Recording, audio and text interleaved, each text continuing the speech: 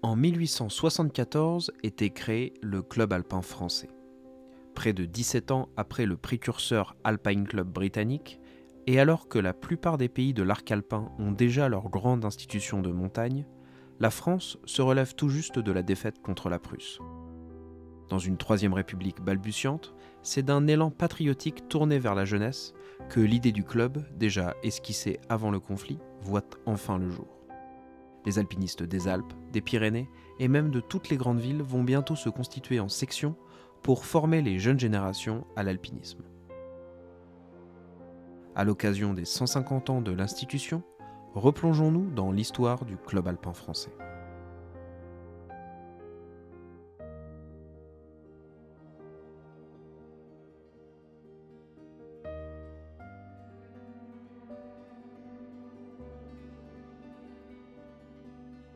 Et la grande histoire ne commence pas précisément de la meilleure des façons. Seulement 2 jours après la création du Club alpin français, le 2 avril 1874, son premier président trouve la mort dans un accident de train. Mais malgré tout, après 1 an d'existence, on compte déjà près de 1700 membres, répartis dans les sections des grandes agglomérations et des localités montagnardes. Ces différentes antennes du club organisent de nombreuses excursions en montagne pour les écoliers, lycéens et étudiants. Ce projet, destiné à la jeunesse de France, trouvera rapidement son incarnation en la personne d'Emmanuel Boileau.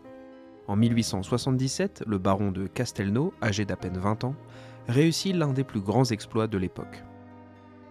Il sort vainqueur avec les guides Gaspard, père et fils, du pic de la Meije, l'un des derniers problèmes majeurs des Alpes, qui avait longtemps résisté aux alpinistes. Avec un tel accomplissement, le premier véritablement 100% français, après un âge d'or accaparé par les Anglais, le CAF tient ses premières lettres de noblesse. On érige les premiers refuges dans les Alpes, dans les Pyrénées, et au tournant du siècle, 6000 personnes adhèrent déjà au club, dont 300 femmes qui, fait notable, furent impliquées dans les instances dirigeantes dès la création. Dans ses premières décennies, le club alpin français est donc destiné à faire découvrir la montagne au plus grand nombre et notamment à la jeunesse. Les excursions sont encadrées par des guides sur des sommets peu difficiles et servent principalement à enrichir l'annuaire. Cette première revue du CAF, qui paraît 1 fois par an, est une importante base de données qui regroupe itinéraires, récits d'ascension et diverses découvertes scientifiques liées à la montagne. Or, la première ascension de la Meije va rebattre les cartes et donner de la voix aux partisans d'un alpinisme plus engagé, centré sur l'esthétisme et la difficulté des projets. Si le CAF semble se concentrer sur le tourisme en montagne, avec la construction des refuges et les excursions scolaires, certains entendent promouvoir l'alpinisme d'élite français. C'est ainsi qu'en 1919, le groupe de haute montagne voit le jour. Cercle fermé regroupant les tout meilleurs alpinistes du pays, il constitue l'avant-garde du club alpin, la vitrine d'une institution qui prend toujours plus d'ampleur. Si le GHM prendra finalement son indépendance en 1930, le partenariat perdurera et les revues des 2 institutions, la montagne et alpinisme, fusionneront en 1955 pour donner le titre que nous connaissons aujourd'hui. Mais revenons quelque peu en arrière. En 1882, la reconnaissance d'utilité publique de l'association est faite au nom de faciliter et propager la connaissance exacte des montagnes. Car le Club alpin français entretenait des liens très étroits avec les initiatives scientifiques autour de la montagne. À sa création, la direction de l'annuaire est confiée à Adolphe Johann, géographe de renom, qui fixe clairement la portée scientifique de cette première revue du CAF. Au début des années 1890, c'est avec son soutien que Joseph Vallot, lui-même membre, crée son observatoire près du sommet du Mont Blanc, rapidement annexé d'un refuge.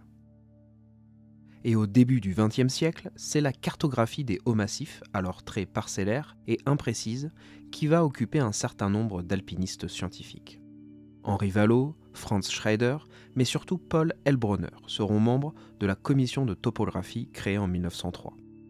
Après un travail de près de 25 ans, c'est Heilbronner qui réalisera la triangulation précise des Alpes françaises dans leur intégralité. Un travail titanesque qui profitera au club alpin, mais également au service de géographie des armées. Dans les années 50, la commission des travaux scientifiques réalisera des mesures de la variation des glaciers et notamment de la mer de glace. Les géologues Pierre Bordet et Michel Latreille participeront aux expéditions françaises en Himalaya et feront grandement progresser les connaissances sur la géomorphologie du plus haut massif du monde, fondant par la même occasion l'École française de géologie himalayenne, courant de recherche toujours en activité. Dans les années 1930, un jeune membre du CAF d'à peine 20 ans rentre dans l'équipe de rédaction de la revue et commence à prendre en charge la célèbre Chronique alpine.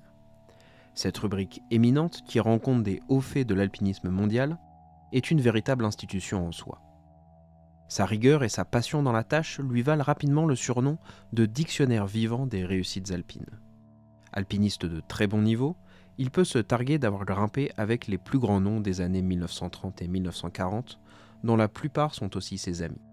Armand Charlet, Giusto Gervasuti, Jacques Lagarde, Emilio Comici, Louis Lachenal ou encore Lionel Terré. Cet homme, c'est Lucien Devy, grand artisan du rayonnement international de l'alpinisme français. Et au sortir de la Seconde Guerre mondiale, c'est lui qui va prendre les rênes du club alpin à 3 reprises entre 1948 et 1970. Cumulant en plus de ses fonctions la présidence du groupe de haute montagne et du comité de l'Himalaya, Lucien Devy est un homme d'action qui ne lésine pas sur les moyens à allouer à l'alpinisme. Avec le comité de l'Himalaya, placé sous l'égide du CAF, il jouera un rôle prédominant dans les grandes expéditions françaises de l'après-guerre. Avec cette dimension patriotique qui dépasse l'alpinisme et érige presque la conquête de l'Himalaya au rang de cause nationale, Devy insuffle une dynamique nouvelle. En 1950, Maurice Herzog et Louis Lachenal sont les premiers hommes au sommet d'un 8000, l'Annapurna. C'est ensuite le Makalu et le Janou que Lucien Devy donne pour objectif à Lionel Terré et ses expéditions. L'alpinisme français qui règne sur l'Himalaya, c'est en partie grâce à Lucien Devy, qui remue ciel et terre pour mettre sur pied ses projets surdimensionnés pour l'époque. À l'heure des grandes premières, le fanion du club alpin français flotte ainsi sur les plus hauts sommets du monde.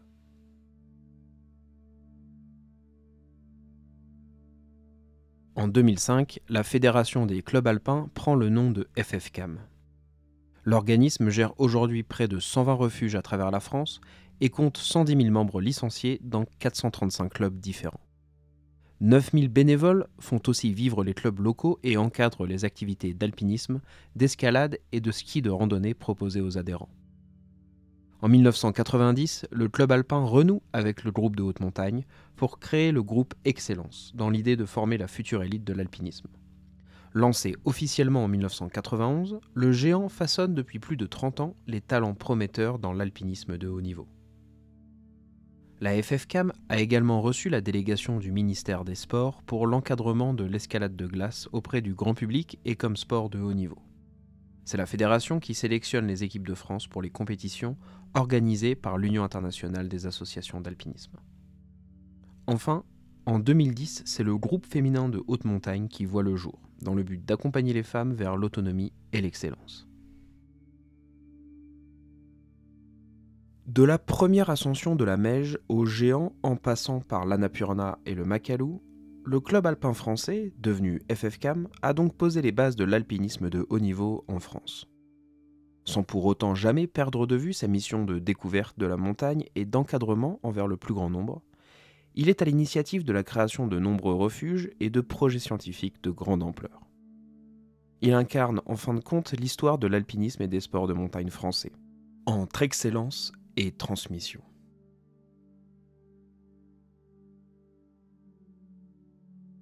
Je remercie grandement la FFCAM pour la réalisation de cet épisode qui m'a mis à disposition les images d'archives que vous avez pu voir.